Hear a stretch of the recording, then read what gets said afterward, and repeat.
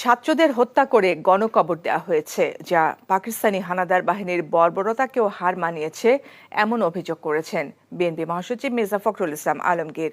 দলটির স্থায়ী কমিটির সদস্য আমির খসরু মাহমুদ চৌধুরীর বাসায় সাক্ষাৎ শেষে ব্রিফিংয়ে তিনি এই অভিযোগ করেন। সেই সাথে তিনি দাবি করেন, এই আন্দোলনের প্রথম দিন থেকেই শিক্ষার্থীদের সাথে একাত্ম ছিল বিএনপি। ছাত্রদের যৌক্তিক আন্দোলনে শুধু সমর্থন নয়, সর্বাত্মক সহযোগিতা থাকবে বলেও জানান বিএনপি মহাসচিব। এখন শুধু ছাত্ররা নয়, সব শ্রেণী পেশার মানুষ এতে যুক্ত হয়েছে উল্লেখ করে দেশের সর্বস্তরের জনগণকে এই আন্দোলনে যুক্ত হবার আহ্বান জানান তিনি।